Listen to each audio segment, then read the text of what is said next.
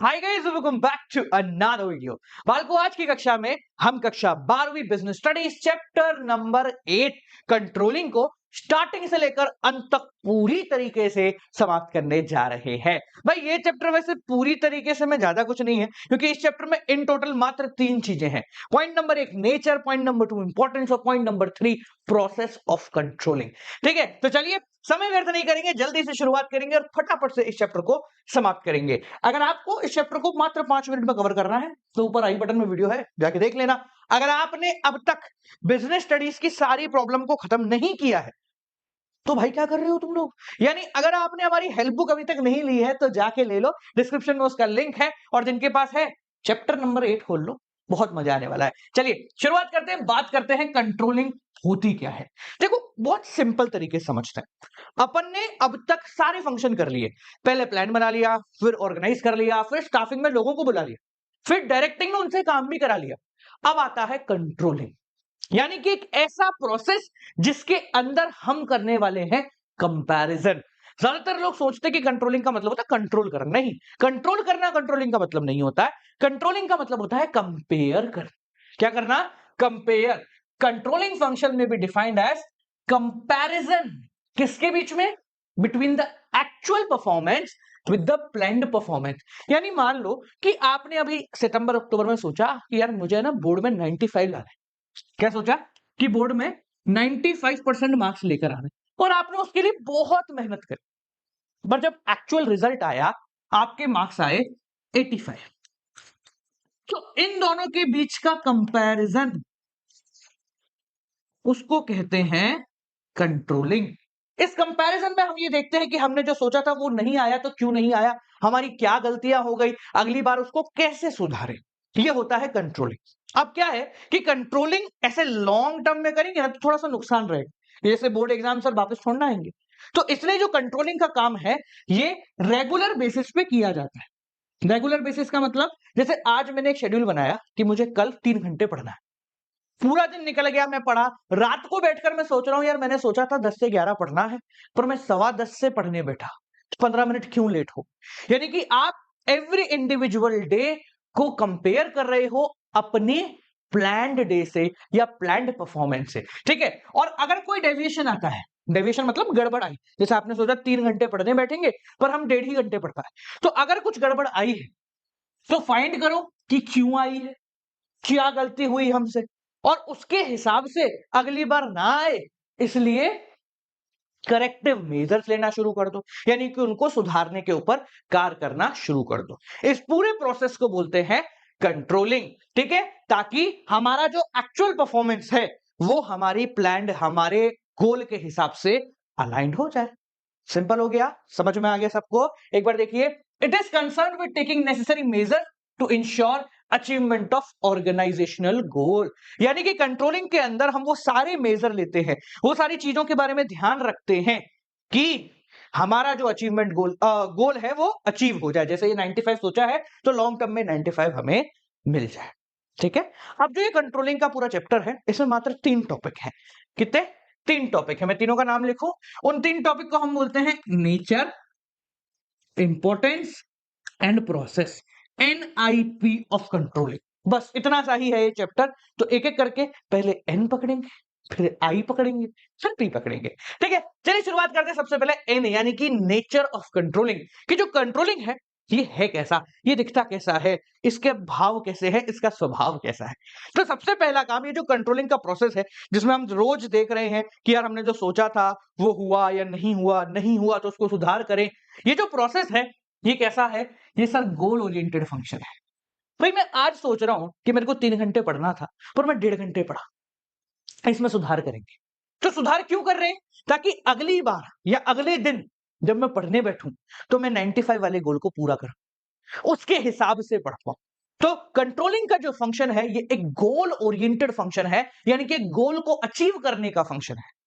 Controlling तभी काम करेगी जब आप एक गोल के पीछे पागल हो रहे हो, आप गोल को अचीव करने के लिए हर एक काम बहुत सही तरीके से कर रहे हो। सेकंड है कि सर ये परवेसिव है, हर जगह चाहिए। भाई, ऑर्गेनाइजेशन में तो चाहिए ही होता है ना कि आपने रोज सोचा कि आज 200 यूनिट का प्रोडक्शन होना चाहिए, नहीं हुआ तो देखो क्यों नहीं हुआ। आप खुद कह रहे हो कि भाई टाइम टेबल जब हम बनाते हैं तो भी हम करते हैं, रोज रात को बैठ के सोचते हैं कि यार आज इतना पढ़ना था, नहीं पढ़ा, तो आपके लिए भी है। तो every organisation, whether small, medium, big, profit making और नॉन प्रॉफिट मेकिंग, हर एक पर्टिकुलर ऑर्गेनाइजेशन के अंदर कंट्रोलिंग करना कंपलसरी है, जरूरी है, बिना उसके सब फैल जाएंगे। तीसरा, it is both backward as well as forward looking. ये बहुत इंपॉर्टेंट पॉइंट है, एक 3 नंबर का क्वेश्चन, इससे बनने की पूरी संभावनाएं हैं। क्या है पॉइंट, समझना इसको। और ये बेसिकली प्लानिंग से रिलेट करता है। किससे रिलेट करता है? प्लानिंग से रिलेट कर जाता है। वो प्लानिंग एंड कंट्रोलिंग, ये दोनों भाई भाई हैं। कैसे भाई भाई हैं, थोड़ा इसको समझने का प्रयास करेंगे। देखिए क्या होता है, अपन ने ना मैनेजमेंट के जब फंक्शन पढ़े थे चैप्टर नंबर 1 में, तो 5 फंक्शनों की बात कही थी। प्लानिंग, ऑर्गेनाइजिंग, स्टाफिंग, डायरेक्टिंग और एट लास्ट हमने पढ़ा था कंट्रोलिंग। ये 5 फंक्शंस ऑफ मैनेजमेंट है। और मैनेजमेंट में अपन ने एक बात बोली थी कि management is a continuous process. ये जो मैनेजमेंट का काम है ये कंटिन्यूअस काम है, कभी रुकता नहीं है, एक बार करके खत्म नहीं होना है, बार बार करना है। तो मैनेजर को क्या है, प्लानिंग करनी पड़ती है, ऑर्गेनाइजिंग करनी पड़ती है, स्टाफिंग करनी पड़ती है, उसके हिसाब से लोगों को बुलाना पड़ता है, फिर कंट्रोलिंग यानी कंपैरिजन करना पड़ता है, और कंपैरिजन करने के बाद वापस से अगले दिन का प्लान बनाना पड़ता है। क्या बनाना पड़ रहा है? अगले दिन का प्लान। जैसे आज आपने सोचा कि भाई 3 घंटे पढ़ना है, रात को बैठे, देखा कि यार नहीं 3 घंटे नहीं 1.5 घंटे पढ़ पाए, तो क्या वजह रही? अगर कोई जेन्युइन वजह है तो ठीक है, पर लगा कि नहीं यार 3 घंटे तो नहीं पढ़ पाएंगे, कल से 2 घंटे का टारगेट रख, तो आप क्या कर रहे हो? आप अगले दिन का प्लान बना रहे हो। तो बेसिकली कंट्रोलिंग फंक्शन आखिरी फंक्शन नहीं है, कंट्रोलिंग फंक्शन वापस से जगाता है पूरे मैनेजमेंट के प्रोसेस को। ठीक है, अब देखो यहां से, ये जो प्रोसेस है, ये पहली बात बैकवर्ड लुकिंग है। बैकवर्ड लुकिंग कैसे है? क्योंकि हम पास्ट में जो हमने कर दिया है, जो हो गई है परफॉर्मेंस, उसको देख रहे हैं, उसके हिसाब से चीजें समझ रहे हैं। जैसे पूरे दिन हमने 1.5 घंटे पढ़ाई की, तो हम क्या कर रहे हैं, हम पीछे देख रहे हैं यार आज क्या पढ़ा मैंने। तो मैं क्या कर रहा हूं, बैकवर्ड लुकिंग, यानी पीछे देख रहा हूं कि मैंने पूरे दिन क्या किया। तो कंट्रोलिंग क्या हो गई, बैकवर्ड लुकिंग। और अब जब पूरे दिन क्या किया है देखने के बाद, अब कल के दिन में क्या करूंगा, ये हो गया फॉरवर्ड लुकिंग। ठीक है, इसलिए ये भी कहते हैं कि controlling is the base for planning. Controlling क्या है, प्लानिंग का बेस है। क्योंकि जब हम कंट्रोलिंग करेंगे, जब हम ये देखेंगे कि हमारी परफॉर्मेंस में कितना फर्क है, तो उसके हिसाब से हम अगली बार थोड़ा और रियलिस्टिक प्लान बना पाएंगे कि भाई 3 घंटे पढ़ना पॉसिबल ही नहीं है, तो ठीक है अगली बार 2 घंटे का प्लान बना। ठीक है, पर अगर अपन कंट्रोलिंग करेंगे ही नहीं तो ये सारी पॉसिबिलिटी आएगी ही नहीं। ठीक है, तो ये तो हो गया फॉरवर्ड और ये हो गया बैकवर्ड। ठीक है, समझ में आ गया, क्लियर हो गया। तो बैकवर्ड क्यों है, क्योंकि हमने पास्ट परफॉर्मेंस को देख रहे हैं। फॉरवर्ड क्यों है, क्योंकि इसके बेस पे नए प्लान जनरेट कर रहे हैं। नेक्स्ट, कंट्रोलिंग एक कंटिन्यूअस फंक्शन है, ऑब्वियस सी बात है। मैं आपको कह दूं कि आपने शेड्यूल बनाया अगले 4 महीने का, तो आपको रोज देखना पड़ेगा ना कि यार आज कितना पढ़ा, फिर अगले दिन देखना पड़ेगा यार शेड्यूल के हिसाब से मैं आज कितना पढ़ा। तो कंट्रोलिंग एवरी सिंगल डे करनी पड़ती, हर रोज करनी पड़ती है। ऐसा नहीं है कि साहब आज देख लिया 3 की जगह 1.5 घंटे पढ़ा, अब कल से नहीं देखूंगा, जो चल रहा है चलने दो। ये जो चल रहा है चलने दो ऑर्गेनाइजेशन में सेट नहीं होता है, इसलिए कंट्रोलिंग एक कंटिन्यूअस प्रोसेस है, लगातार करना पड़ता है। ठीक है, अब नेचर हो गया, बात करते हैं इंपॉर्टेंस। क्यों करना पड़ता है? अगर हम कंट्रोलिंग ना करें तो क्या? देखो मैंने पहले भी समझाया, अगर किसी भी चीज की आपको इंपॉर्टेंस लिखनी है तो ये सोचो कि वो नहीं है तो क्या परेशानियां आएंगी, और उसके फायदे उसके हिसाब से लिखो। जैसे हमने बोला कि कंट्रोलिंग की इंपॉर्टेंस लिखनी, तो सोचो कोई है ही नहीं जो कंपेयर कर रहा है एक्चुअल परफॉर्मेंस को प्लान्ड परफॉर्मेंस से। हम देख ही नहीं पा रहे कि कितना डिफरेंस आ रहा है, और ना उसके हिसाब से आगे प्लान बना पा रहे। तो क्या क्या परेशानियां आ सकती हैं, उसके हिसाब से हमने इंपॉर्टेंस लिखती। पहली परेशानी, सर अगर हम देख ही नहीं पाएंगे, कंपैरिजन ही नहीं कर पाएंगे, तो हम गोल कभी अचीव ही नहीं कर पाएंगे, क्योंकि हमें पता ही नहीं लगेगा हम क्या गलती कर रहे हैं। तो पहली इंपॉर्टेंस क्या हो गई, controlling helps in achieving organisational goal. कि कंट्रोलिंग मदद करता है ऑर्गेनाइजेशन गोल को अचीव करने, क्योंकि हम हर बार बार बार लगातार अपने प्लान्ड परफॉर्मेंस के हिसाब से एक्चुअल को सुधारने की कोशिश कर रहे हैं, और हमारी प्लान्ड परफॉर्मेंस तो ऑर्गेनाइजेशन के गोल को पूरा करने के लिए ही बनी हुई है। Next, judging the accuracy of standard. अब देखो एक शब्द समझना काफी काम आएगा, स्टैंडर्ड। आपका स्टैंडर्ड है 3 आवर्स ऑफ स्टडी, ठीक है, यह है स्टैंडर्ड। स्टैंडर्ड का मतलब होता है सिंपल भाषा में टारगेट, ठीक है, कि भाई मेरा ये आज का टारगेट है। तो आपको अगर मैंने बोला कि भाई आप कल का शेड्यूल बनाओ, तो आप एक टारगेट सेट करो कि मुझे 3 घंटे पढ़ना है, 4 घंटे पढ़ना है, 5 घंटे पढ़ना है। बिना टारगेट सेट करे वही बोले चलो आज पढ़ते हैं, तो कुछ मतलब नहीं निकलेगा उसका। तो यहां पर कंट्रोलिंग का जो पूरा फंक्शन है ये स्टैंडर्ड पे बेस करता है, आपके टारगेट्स पे बेस करता है। अब मैंने सोच लिया कि भाई आज मुझे 3 घंटे पढ़ना है, पर अगर मैं प्रैक्टिकली सोचूं तो सब कुछ निकालने के बाद 1.5 घंटा बचता है। स्कूल, कोचिंग और होमवर्क मान लो, और सोना, खाना पीना, नहाना धोना, ये सब मान लो, तो मेरे पास बचता है मात्र 1.5 घंटा। अब बताओ क्या 1.5 घंटे में मैं 3 घंटे पढ़ सकता हूं? नहीं पढ़ सकता।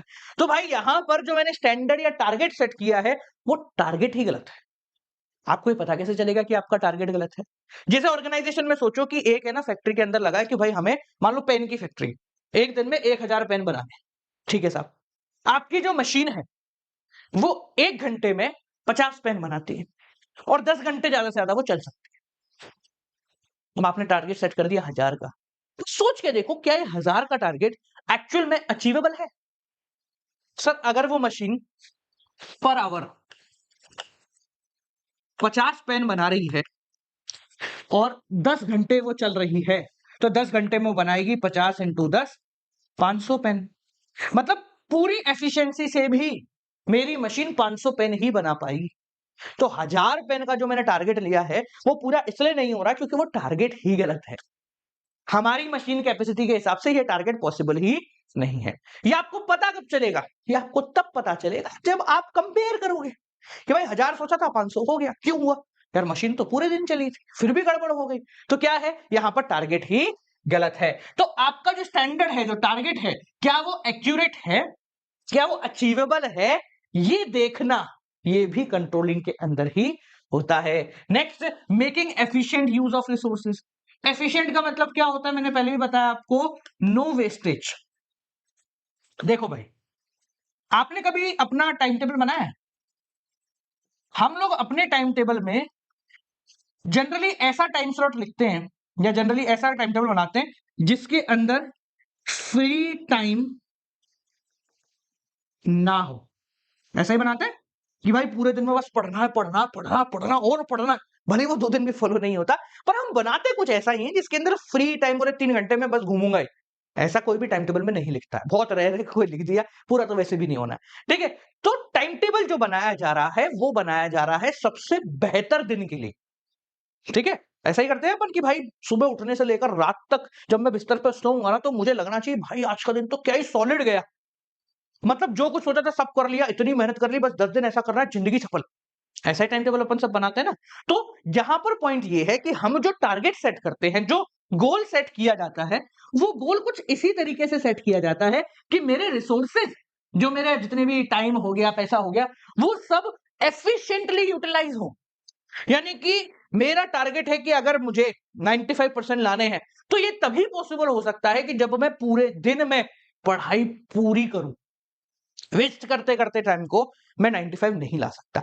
सेम ऑर्गेनाइजेशन में भी ऐसा होता है, जो गोल सेट किया जाता है वो तब पूरा होगा जब आपके सारे रिसोर्सेज प्रॉपर यूटिलाइज होंगे, तभी वो गोल पूरा हो सकता है, ठीक है। हम कंट्रोलिंग में क्या कर रहे हैं, उस गोल को पूरा करने की कोशिश कर रहे हैं, यानी अननोइंगली हम अपने सारे रिसोर्सेज का सबसे बेहतर यूटिलाइजेशन करने की कोशिश कर रहे हैं विदाउट एनी वेस्टेज। और इसलिए जो कंट्रोलिंग है वो सबसे एफिशिएंट यूज, सबसे सही यूज की तरफ आगे बढ़ाती है। हमें पता लग गया भाई नहीं हो रहा टारगेट, फिर पता चला यार आधे घंटे मशीन बंद थी, कर लगा उसको आधे घंटे काम। अबे यार तू लंच पे ज्यादा देर चला गया, कल से लंच तेरा कम होगा। तो हम क्या कर रहे हैं, रिसोर्सेज को सुधार रहे हैं ताकि हमारा गोल पूरा हो जाए। नेक्स्ट, इंप्लॉइज का मोटिवेशन। ऑब्वियस सी बात है, जब आप ये कंपेयर करोगे, गोल ये था, अपन ने यार यहां तक पूरा कर लिया है ना, थोड़ा इतू सा बचा, अपने एम्प्लॉइज को बोला यार तुम लोगों ने बहुत सॉलिड काम किया है, बस 10%, बस 10% और काम कर लिया ना, अपन जीत जाएंगे। तो एम्प्लॉय का मोटिवेशन क्या होगा, बूस्ट होगा, और यार यार क्या ही मजे आ रहा है, टारगेट मिलने के बाद काम करना कितना आसान हो जाता है, हम सबको पता है। अगर आपको एक टारगेट मिल जाए भाई 95 लाना है, हम क्यों 95 के पीछे भागते हैं? क्योंकि एक टारगेट जब तक नहीं मिलेगा ना, तब तक हम काम नहीं करें। मैं बोलूं अच्छे नंबर लाए, अब ये अच्छे कितने होते हैं, अगर ये पता नहीं होगा तो आपके मेहनत कितनी करनी है इसका भी आपको आइडिया नहीं है। ठीक है, तो आपके पास एक टारगेट होना चाहिए जिससे आपका लेवल ऑफ मोटिवेशन बढ़ जाता है। Same goes with employ. तो बेसिकली आपका कंपैरिजन से, टारगेट से एक मोटिवेशन जनरेट होता है। ऑब्वियसली बात है, ऑर्डर एंड डिसिप्लिन तो आएगा ही भाई। जब आप कंपैरिजन करते रहोगे तो ऑर्डर डिसिप्लिन तो बनेगा, है ना? आपका टाइम टेबल अगर पूरा हो रहा है तो ऑटोमेटिकली आप डिसिप्लिन में आ जाओगे क्या? सुबह उठने का टाइम फिक्स हो गया, खाने का टाइम फिक्स हो गया, पढ़ने का टाइम फिक्स हो गया, तो ऑटोमेटिकली सब चीजें in order and in discipline आती जाएंगी। अगर आप प्रॉपरली कंट्रोलिंग करोगे तो आपको डायरेक्शन मिल जाएगा, किस डायरेक्शन में काम करना है। और आपको क्या, जब पूरी ऑर्गेनाइजेशन है, पूरा ही सब मिलकर गोल अचीव करेंगे ना, ऐसा इंडिविजुअली तेरे से तो कुछ होगा नहीं। ठीक है, तो सब मिलकर गोल अचीव करेंगे तो पूरी ऑर्गेनाइजेशन एक ही डायरेक्शन में चलना शुरू कर देगी, अगर आप प्रॉपर कंट्रोलिंग करते हो तो। और साथ साथ में आपका परफॉर्मेंस भी सुधरेगा। ऑब्वियस सी बात है, आप ये देख रहे हो कि यार इतना थोड़ी सी कमी आ रही है, अगली बार और बेहतर करूंगा, अगली बार और बेहतर करूंगा, अगली बार और बेहतर करूंगा, तो आपकी परफॉर्मेंस बढ़ती जाएगी। और जब परफॉर्मेंस अच्छी होगी तो एरर कहां होंगे, मतलब गलतियां होने के चांस क्या होते जाएंगे, लगातार कम होते जाएंगे। आप रोज पहले से मुकाबले कुछ बेहतर कर रहे हो, नया सीख रहे हो, तो आपकी गलती होने की प्रोबेबिलिटी, चांसेस क्या है, धीरे धीरे कम होते जाएंगे। समझ में आ गया? क्लियर हो गया?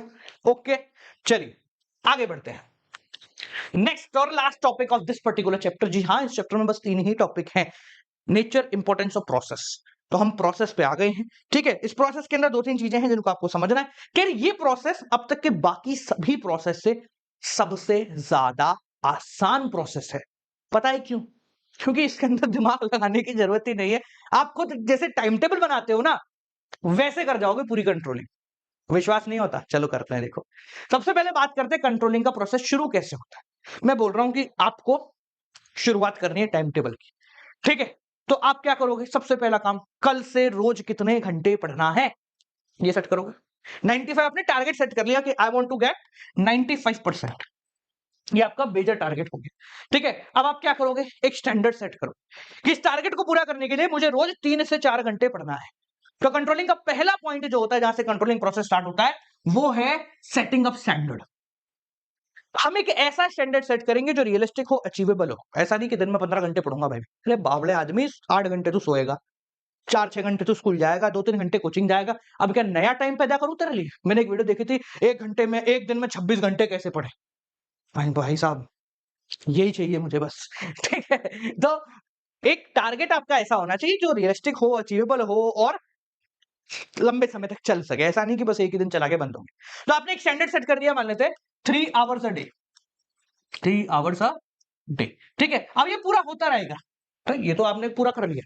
अब कंट्रोलिंग का प्रोसेस कहां से शुरू होता है? इसके बाद अगला जो स्टेप है वो ये है कि आज का दिन पूरा खत्म हो गया, आज का दिन पूरा खत्म हो गया है, अब कंट्रोलिंग का प्रोसेस लगेगा। देखो, ठीक है, तो अब क्या करोगे? आप देखोगे रात को बैठकर, यार मैंने आज कितनी देर पढ़ाई करी। तो 3 घंटे स्टैंडर्ड सेट कर रखा था, मैंने आज कितनी देर पढ़ाई करी। मैं काउंट करा, मैंने निकाला यार 2 आवर आज मैंने इन टोटल पढ़ाई करी, 2 घंटे मैंने आज इन टोटल पढ़े। तो पहला स्टेप क्या हो गया? एक स्टैंडर्ड सेट कर दिया, उसके हिसाब से पूरे दिन काम किया, एंड शाम होते होते हमने चेक करा कि हमारा एक्चुअल परफॉर्मेंस कितनी हुई है। हमने देखा यार एक्चुअल परफॉर्मेंस 2 घंटे निकल के आए। ठीक है, अब क्या करना है तीसरे स्टेप में? यार पढ़ना कितना था? पूरे 3 घंटे। यार मैं पढ़ा कितना? पूरे 2 घंटे। कंपैरिजन। तो third step is the comparison, compare performance against standard, या comparison of performance against standard. यानी कि आपके स्टैंडर्ड के हिसाब से आपने आपकी एक्चुअल परफॉर्मेंस को क्या करा है? कंपेयर करा है। ठीक है, तो स्टैंडर्ड को कंपेयर करो विथ एक्चुअल परफॉर्मेंस। समझ में आ गया? क्लियर है? अब समझो इस बात को, हमें पढ़ने थे 3 घंटे, हम पढ़े 2 घंटे, फर्क कितना है? 1 घंटे का। सर जरूरी तो नहीं है ये फर्क आए, है ना भैया? जरूरी तो नहीं है कि ये फर्क आए। हर बार तो हो सकता है भाई किसी दिन में 3 घंटे ही पढ़ लूं। तो जिस दिन मेरा एक्चुअल और प्लान बराबर हो जाएगा, मेरा कंट्रोलिंग का प्रोसेस यही खत्म हो जाएगा। जिस दिन मेरा एक्चुअल और प्लान बराबर हो जाएगा, उस दिन मेरा कंट्रोलिंग का प्रोसेस वहीं खत्म हो जाएगा, यहां खत्म। अगले दिन के लिए लग जाओ काम पे, वापस 3 घंटे पढ़ना शुरू कर दे। So if my actual performance and planned performance are close to equal, or we can say अगर कोई डेविएशन नहीं है, कोई बदलाव नहीं है, तो क्या करना है? कंट्रोलिंग का प्रोसेस को वहीं खत्म कर देना है। ये 3 स्टेप में कंट्रोलिंग का प्रोसेस खत्म, घर जाइए, सो जाइए, कल उठ के वापस काम पे लग जाइए। पर अगर एक डेविएशन का कॉन्सेप्ट हमें दिखता है, यानी कि इन दोनों के बीच में फर्क है, फर्क कैसा भी हो सकता है, 3 घंटे सोच के 2 घंटे पढ़े, 3 घंटे सोच के 5 घंटे पढ़ ले, ये भी फर्क है। एक नेगेटिव फर्क, एक पॉजिटिव, दोनों फर्क होते हैं, ठीक है। तो अगर फर्क मिलता है तो आपका काम है चौथा, एनालाइजिंग डेविएशन। ये जो डेविएशन, डेविएशन का मतलब फर्क, इसको एनालाइज करना, देखो कि ये क्या है और क्यों है, क्या है और क्यों है। अब बेसिकली 2 प्रकार के डेविएशन होते हैं, यानी 2 प्रकार की, 2 वजह से फर्क आ सकता है। कौन कौन से हैं?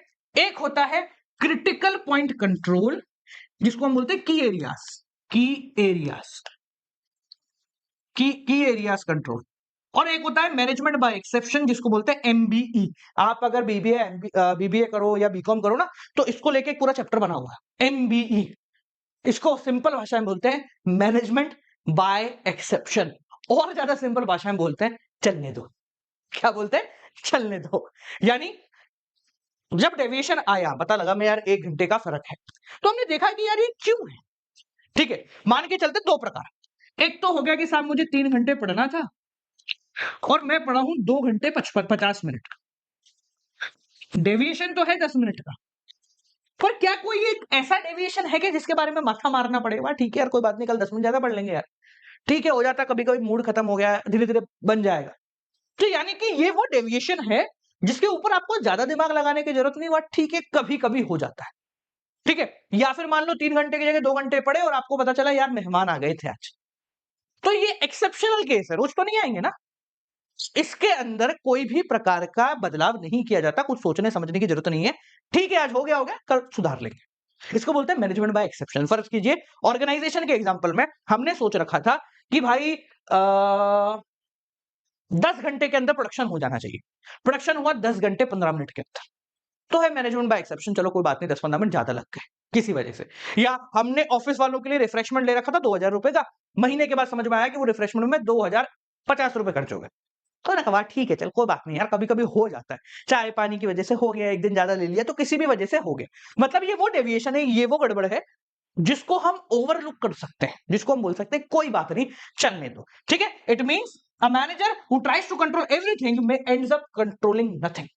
यानी सिंपल भाषा में बोले तो भाई अगर मैं ये 50-50 रुपए को कंट्रोल करने की भी कोशिश करूंगा ना, तो मैं कुछ भी कंट्रोल नहीं कर पाऊंगा। छोटी मोटी गलतियां तो होती रहती हैं, 10-15 मिनट ऊपर नीचे चलता रहता है, इतना दिमाग मत लगाओ कि 10 मिनट को भी सुधारना हो जाता है कभी कभी। ठीक है ना, जैसे है ना हमारे यहाँ एक है ना, हमारे पास में एक ऑफिस है, तो उसके वहां एम्प्लॉय टिकते नहीं है, टिकते नहीं है। तो हमने पता करा, मैंने भाई क्यों नहीं टिक रहे? वो आया, बोले सर टिकते नहीं है हमारे एम्प्लॉयज। मैंने क्या बोले? बोले पता नहीं। फिर हमने हमारे एम्प्लॉयज को भेजा उनके एम्प्लॉयज से बात करने, पता लगा कि वो जो मैनेजर है ना, उसको ये भी जानना है कि एम्प्लॉय लंच टाइम में क्या बात करते हैं, क्यों बात करते हैं। तो मैंने कहा भाई अगर तू उनकी बातें भी कंट्रोल करने की कोशिश करेगा ना, तो तू कुछ भी कंट्रोल नहीं कर पाएगा। कुछ चीजों को लेट गो करना पड़ता है, कुछ चीजों को छोड़ना पड़ता है। तो if you want to achieve something, you need to leave small small things. ठीक है, तो मैनेजमेंट बाय एक्सेप्शन का मतलब है कि छोटी मोटी गलतियों को लुक आफ्टर कर दो, उनके ऊपर ज्यादा दिमाग मत लगाओ। ये 50 रुपए ज्यादा खा लिए, ऑफिस में जाके चिल्ला दो कि भाई तुमने 50 रुपए ज्यादा खर्च कर दिए, तुम तो खराब आदमी हो, तो ये आपकी परफॉर्मेंस को भी खराब करेगा, एम्प्लॉइज के एटीट्यूड भी खराब करेगा, सब कुछ बर्बाद हो जाए। ठीक है, तो अगर छोटा मोटा कोई डेविएशन है जिसको ओवरलुक किया जा सकता है, तो मैनेजमेंट कहता है कि छोड़ो उसको, आगे बढ़ो। बट अगर आपका डेविएशन बड़ा है, जैसे 3 घंटे की जगह 2 घंटे आप पढ़े हैं और कोई भी वजह नहीं थी, ना कोई मेहमान आया ना कुछ हुआ, फिर भी तुम 3 घंटे की जगह 2 ही घंटे पढ़ पाए, तो इसको बोलते हैं क्रिटिकल पॉइंट कंट्रोल। यानी कि ऐसा गड़बड़ जिसको सुधारना पड़ेगा, जिसको देखना पड़ेगा।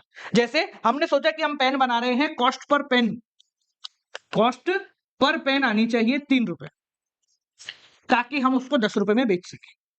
7 रुपए डिस्ट्रीब्यूशन ट्रांसपोर्टेशन इन सब में लग जाएगा, बचा कुचा 2-3 रुपए का प्रॉफिट बनेगा। पर आज शाम को पता लगा कि पेन की कॉस्ट आ रही है 6 रुपए। तो ये होता है क्रिटिकल पॉइंट कंट्रोल। भाई इसको सुधारना पड़ेगा, 3 रुपए ज्यादा आ गई।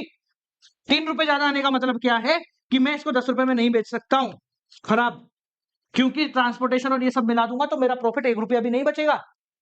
तो ये है क्रिटिकल पॉइंट कंट्रोल, यानी कि ऐसे एरिया जिनके ऊपर मैनेजमेंट को आज के आज अभी के अभी सुधार करना पड़ेगा। देखिए कि ये गड़बड़ क्यों आई है। It means keeping focus on some key area, जिसको हम KRAs भी बोलते हैं। If there is any deviation in this area, अगर इस एरिया में गड़बड़ है, जैसे कॉस्ट में गड़बड़ है, सेल्स में गड़बड़ है, प्राइस में गड़बड़ है, तो उसको इंस्टेंटेनियसली देखो उसको क्या। तो आप देखो क्या गड़बड़ है, निकाल के लाओ भाई। सर आज तो नहीं हुई, क्यों नहीं हुई, निकाल के ला फटाफट। देखिए यार क्या हुआ यार, ऐसा क्यों हुआ, मैंने 3 घंटे की जगह 2 घंटे पढ़ाई क्यों करी। सोचो सोचो सोचो सोचो। और आखिरी स्टेप आता है, 5वां स्टेप, टेकिंग करेक्टिव मेजर। सोचो और कल के लिए देखो, जो बीत गया वो बात गई, नए सवेरे के साथ चलो करे बात नहीं। जो बीत गया वो बात गई, नए सवेरे के साथ चलो करे बात नहीं। यानी जो गया उस तो हमारे हाथ में अब है नहीं। अब मैं वापस से जाके 1 घंटा एक्स्ट्रा नहीं पढ़ सकता हूं। समय व्यर्थ मत करो। अगले दिन इसको कैसे सुधारना है, इसके बारे में थोड़ा सोचना शुरू कर दीजिए, यानी कि टेकिंग करेक्टिव मेजर। अगले दिन उसको सुधारने के लिए क्या करना है, कॉस्ट कम करने के लिए कैसे कैसे कर सकते हैं, 1 घंटे ज्यादा पढ़ाई करने के लिए थोड़ा जल्दी उठ जाते हैं। ये है आपके करेक्टिव मेजर्स। ठीक है। अब करेक्टिव मेजर का मतलब क्या है, कैसे कैसे हो सकते हैं। या तो आप सिचुएशन को छोड़ दो, अगर मैनेजमेंट बाय एक्सेप्शन है और ठीक है 10 मिनट नहीं पड़ा कोई बात नहीं, आगे बढ़ो। अगर है मतलब बड़ी गड़बड़ है भाई, सुधारनी पड़ेगी, तो आप रीडिजाइन करो अपने प्लान को, पूरे टाइम टेबल को वापस से बनाओ। कुछ ऐसा बनाओ कि 3 घंटे का स्लॉट आप पढ़ाई का निकाल लो। समझ में आ गया, क्लियर है। चलो, अब ये जो मैंने एक बात बोली थी अभी आपको कि जरूरी नहीं है कि 3 घंटे आपने सोचा तो गड़बड़ तभी है जब आप 2 घंटे पढ़ पा रहे। ये तो है ही गड़बड़, ये तो गड़बड़ है ही गड़बड़। पर गड़बड़ तभी तब भी है जब आप 3 घंटे सोच के 5 घंटे पढ़ रहे हो। ये भी बहुत बड़ी गड़बड़ होती है। आप बोलोगे सर कैसा, फायदा तो हो रहा है ना। अरे आज तो फायदा है, पर अगर तू सोचेगा कि रोज तुझे 3 घंटे पढ़ना है, तू आज 5 घंटे पढ़ लिया जोश जोश में, कल तू 3 भी नहीं पढ़ेगा। कल तू 3 भी नहीं पढ़ेगा। जैसे वो कहते हैं ना कि भाई मेरे को रोज की 10 यूनिट बेचनी है, समझ रहा, मेरे को रोज की 10 यूनिट बेचनी, 50 बेच रहा हूं। तो इसका इलाज ये नहीं है कि 10 रख के 50 बेचूं और रोज तारीफ पाऊं। इसका इलाज ये करेगा मैनेजर कि कल से तेरा टारगेट 50 ही है। भाई तेरी कैपेसिटी ज्यादा है तो हम तेरे को ज्यादा बड़ा टारगेट देंगे ना यार। बाकी की कैपेसिटी कम है, उनकी कैपेसिटी के हिसाब से मिला, बदले में पेमेंट तेरे को मिलेगी, पर तेरी कैपेसिटी के हिसाब से तेरा स्टैंडर्ड सेट होगा। सेम गोज विथ ईयर, इसको बोलते हैं डाउनवर्ड रिवीजन। क्या बोलते हैं, डाउनवर्ड रिवीजन। डाउनवर्ड रिवीजन यानी कि आपने सोचा 3 घंटे पर आप 2 ही घंटे पढ़ पा रहे हो, 3 घंटे पढ़ना पॉसिबल नहीं है, तो आपने कल से अपना टारगेट 2 घंटे पे सेट कर दिया। ठीक है, यानी स्टैंडर्ड को रिड्यूस कर दिया है ताकि वो थोड़े रियलिस्टिक हो जाए, थोड़े अचीवेबल हो जाए। वो कहते हैं ना, बहुत बड़े पहाड़ को देखकर कभी कभी राही उस पर चढ़ने का इरादा बदल देते हैं।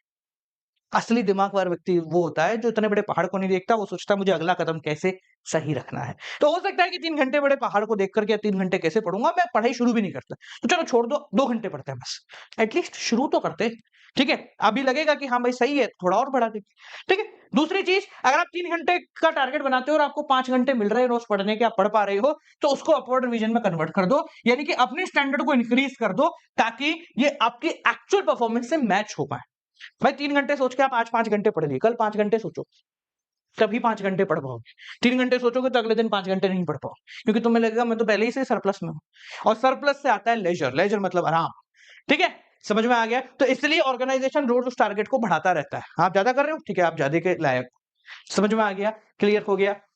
ठीक है, चलो, अब कंट्रोलिंग के अंदर एक पॉइंट आता है जिसको बोलते हैं फीडबैक। अब फीडबैक बहुत इंपॉर्टेंट चीज होती है किसी भी ऑर्गेनाइजेशन में। जैसे आपने देखा होगा कि आप कहीं से भी कोई सामान खरीदो, एक फीडबैक फॉर्म फिल करवाते हैं आपसे।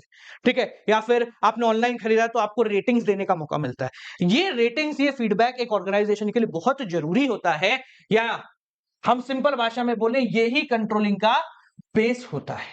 क्या क्या बदलाव करने हैं ये देखना बहुत जरूरी है। ठीक है, समझ में आ गया, बाकी ये तो कुछ नहीं, नॉर्मल है। ठीक है, क्लियर हो गया, सबको समझ में आ गया।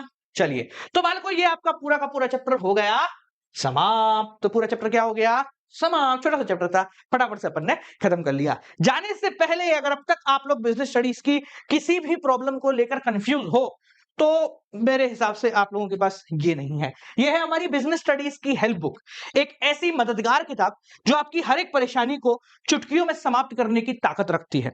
इस बुक को बनाने के लिए मैंने आप सभी की मदद ली है, और इसलिए इस बुक में को ऑथर में उन सभी बच्चों का नाम भी हमने लिखा है जो हमको मदद कर रहे थे उस किताब को बनाने में। 2 पेज हमने उनको डेडिकेट भी किए हैं, यहाँ उन सबका नाम है, आपका भी नाम होगा अगर आपने कमेंट किया था तो, ठीक है?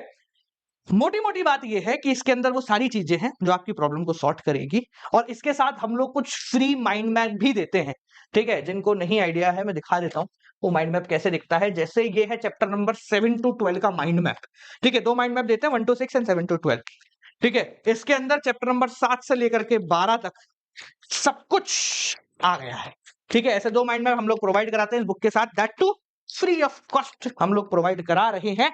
तो अपनी बिज़नेस स्टडीज़ से सारी प्रॉब्लम को सॉर्ट करो। लैंग्वेज बहुत आसान है, इंपॉर्टेंट टर्म्स, केस स्टडी, मतलब क्वेश्चन बैंक भी लेने की जरूरत नहीं है इसके बाद। और अभी क्योंकि समय थोड़ा लेट हो चुका है, इसलिए ये किताब अभी हम आपको काफ़ी सस्ते में प्रोवाइड करा रहे हैं। ठीक है जी? हमारी वेबसाइट से लोगे तो थोड़ा और सस्ता पड़ जाएगा, अमेज़न से लोगे तो ₹50 महँगा पड़ेगा।